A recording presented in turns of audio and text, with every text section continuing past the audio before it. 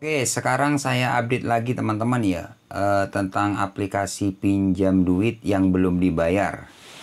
Nah, di sini kira-kira tagihannya 34 juta teman-teman ya, tidak dibayar sampai sekarang. Nah, buat teman-teman yang saat ini telat bayar ataupun gagal bayar di aplikasi pinjam duit, mungkin teman-teman sudah cari-cari informasi lah ya tentang resikonya seperti apa, kan seperti itu. Ya, kalau kita gagal bayar, telat bayar di aplikasi pinjam duit seperti apa. Nah, teman-teman simak video ini sampai selesai. Karena di video ini saya akan menjelaskan resiko telat bayar, gagal bayar di aplikasi pinjam duit. Di sini saya ada tagihan yang belum dibayar di aplikasi pinjam duit ini 34 juta teman-teman. Ini bayangkan ya, 34 juta tidak dibayar sampai sekarang, sampai detik ini belum dibayar sama sekali. Oke, penasaran ya resikonya seperti apa? Oke, seperti biasa teman-teman ya, sebelum kita lanjut ke pembahasannya, buat teman-teman yang belum subscribe ke channel ini, jangan lupa tekan tombol subscribe-nya. Dan buat teman-teman yang sudah subscribe ke channel ini, saya ucapkan banyak-banyak terima kasih karena telah mendukung channel ini. Jadi saya lebih semangat lagi berbagi informasi seputar pinjol teman-teman. Oke. Nah, di sini teman-teman ya, untuk aplikasi pinjam duit ini sudah saya buka aplikasinya. Namun di sini saya tidak mengajarkan teman-teman untuk tidak bayar, tidak. Cuman berbagi pengalaman saja. Masalah gagal bayar tergantung teman-teman seperti itu. Cuman saya berbagi pengalaman, resikonya seperti ini kalau nggak bayar ya. Sebar data, didatangi DC. Nah, seperti itulah intinya ya. Biar apa sih saya kasih informasi ini? Biar teman-teman yang telat bayar itu tidak takut dan tidak panik. Kenapa saya bilang seperti itu? Iya, karena setiap hari itu banyak yang WA saya, yang chat saya itu, yang menanyakan, "Bang, gimana bang? Saya sudah dapat WA kayak gini, bang. Saya sudah dapat chat kayak gini. Saya sudah dapat surat, bang. Gimana ini?" Nah, jadi setiap hari itu banyak yang WA saya yang menanyakan tentang aplikasi pinjam duit. Oke, nah di sini teman-teman ya, untuk tagihannya, untuk cicilan yang pertama, soalnya di sini ada 1 cicilan, 2 cicilan, 3, 4, 5, ada 6 cicilan teman-teman.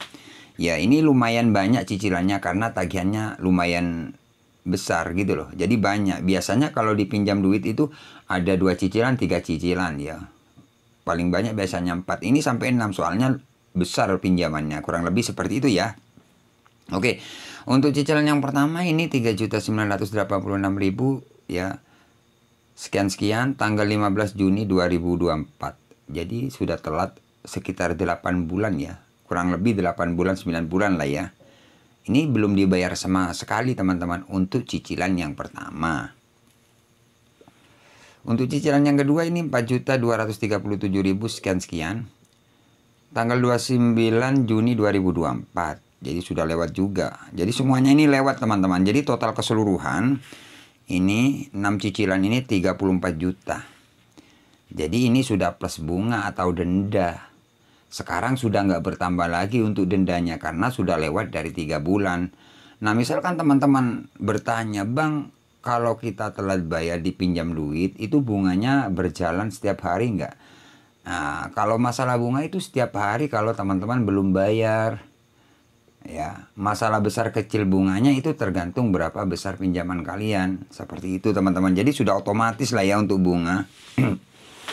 Ada juga sebagian dari teman-teman, "Bang, kalau kita bayar pokoknya aja bisa nggak?" Biasanya kalau teman-teman sudah telat bayar, dari pihak penagih itu menawarkan bayar pokoknya saja seperti itu. Jadi bunga itu dipotong 100% tanpa bunga lah, seperti itu teman-teman.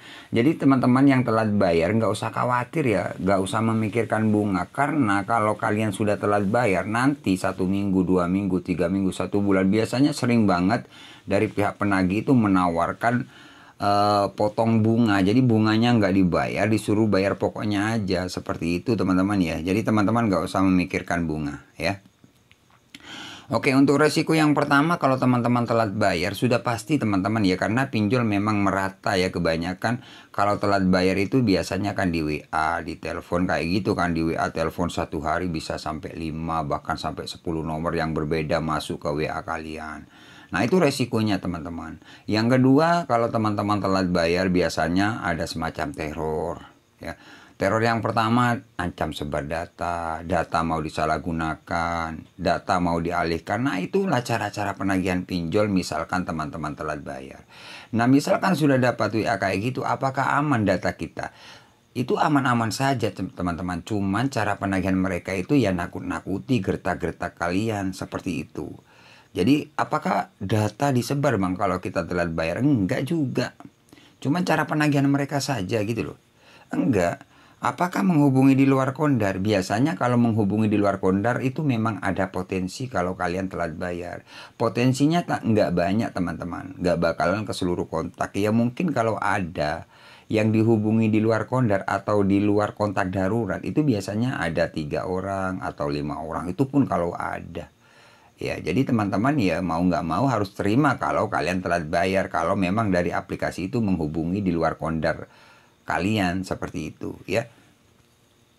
Jadi potensinya seperti itu, nggak sampai ke seluruh kontak bang, nggak sampai ke seluruh kontak. Meskipun kalian sudah dapat WA, kalau anda belum bayar hari ini terpaksa data anda kami sebar misalkan ini, itu nggak bakalan terjadi. Ya mau disebar ke sosial media anda sudah saya tahu gini-gini kayak gitu kan, itu nakut-nakuti aja. Jadi teman-teman nggak usah takut lah ya, nggak usah panik, santai aja menghadapi pinjol yang seperti itu. Memang ya kalau nggak kuat mental biasanya pusing. Makanya di sini saya menginformasikan buat teman-teman khusus yang telat bayar. Intinya nggak usah takut, kuatin mental, itu aja sih. Mental kalian harus kuat ya. Nggak bakalan terjadi disebar ke seluruh kontak, enggak. Ya itu kalau ada, kalaupun ada yang menghubungi di luar kondar ya mungkin 2 orang atau 5 orang, itu pun kalau ada. Seperti itu teman-teman ya. Nah ini saja contoh, nggak dibayar sampai sekarang aman kok, nggak disebar data. Tapi waktu telat 1 bulan, 1 minggu, 2 minggu itu memang sering banget dapat WA teror kayak gitu, sering. Ya kayak beneran itu, tapi ya padahal nakut-nakuti aja teman-teman. Nggak sampai terjadi disebar beneran gitu loh, cuman gertak. Nah kemudian ini teman-teman, ini sudah keterlambatan sudah 9 bulan atau 8 bulan ini. Kalian hitung lah ya, kurang lebih seperti itu. Ini sejauh ini teman-teman aman dari DC. Yang ditanyakan di tahun 2025 ini banyak sekali teman-teman subscriber yang bertanya, bang aplikasi pinjam duit apakah ada DC lapangannya? Saya bilang aman-aman saja. Kenapa saya bilang seperti itu? Karena sejauh pengalaman saya dari informasi-informasi yang saya dapat di luar sana dari subscriber, dari teman, soalnya banyak kan di daerah Jabotabek itu yang gagal bayar, tapi sampai sekarang aman-aman saja. Soalnya kalau DC pinjol itu yang rawan daerah Jabotabek kan, harusnya kalau memang ada DC-nya itu didatangi, tapi sampai sekarang aman-aman saja. Bahkan untuk aplikasi yang saya punya ini sejauh ini tagihan lumayan besar, ini nggak ada yang namanya DC. Tapi kalau teman-teman telat bayar memang sudah pasti dapat WA DC hari ini mau datang, tim kolektor mau jemput dana, itu sudah pasti teman-teman, itu nggak bakalan datang gitu loh.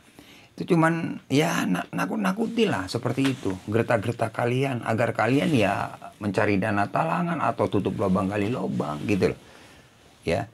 Itu memang ampuh sih cara penagihan dari pinjol, memang yang dilakukan seperti itu. DC hari ini mau jemput dana ke rumah anda, siapkan dana full. DC hari ini mau ke tempat kerja, mau ke rumah melalui RT RW, itu yang senjata yang dilakukan oleh DC pinjol itu. Karena masih banyak teman-teman yang panik, ketakutan kalau sudah di WA kayak gitu. Nah saran saya, kalian nggak usah takut, itu nggak bakalan terjadi datang. Ya aman, cuman semua pinjol itu kebanyakan cara penagihannya seperti itu. Ini tim kami sudah mau meluncur ke rumah anda, siapkan dana full ya. Kayak gitu, itu modus atau penagihan, ya modus lah ya. Intinya nakut-nakuti kalian. Ini loh sebagai patokan aja teman-teman ya. 34 juta sampai sekarang aman bang, aman, nggak ada DC. Sama aja dapat WA DC mau datang, tim kolektor mau jemput dana, sama dengan kalian sama. Karena pinjol memang cara penagihannya seperti itu gitu. Itu nggak bakalan terjadi. Aku laku aja ya seperti itu, meskipun ada DC lapangannya. Tim kolektor hari ini mau datang, mau jemput dana ke rumah, tapi nyatanya nggak datang. Itu hanya modus juga. Sebenarnya kalau DC pinjol mau datang ke rumah itu senyap, nggak kasih informasi ke kalian. Kalau kalian dikasih informasi sudah pasti kalian kabur, seperti itu ya. Jadi intinya sejauh ini aplikasi pinjam duit ini aman, tidak ada DC lapangannya. Misalkan ada DC lapangannya, nanti saya infokan lagi buat teman-teman, saya update lagi. Bahkan misalkan ada salah satu subscriber saya didatangi DC, nanti saya infokan, saya update buat teman-teman. Oke? Terima kasih teman-teman ya, semoga dipahami, semoga teman-teman yang telat bayar itu tidak terlalu takut ataupun panik. Tunggu video-video selanjutnya dari channel saya teman-teman ya. Jangan lupa like, komen, dan subscribe channel ini. Ya, share ke teman-teman yang lain, karena banyak juga di luar sana yang telat bayar itu panik dan ketakutan, bahkan sampai nggak kerja, sampai nggak makan karena takut didatangi DC. Itu nggak bakalan ya. Oke, terima kasih. Tunggu video-video selanjutnya dari channel Markas Pinjol. Saya akhiri untuk video kali ini. Assalamualaikum warahmatullahi wabarakatuh.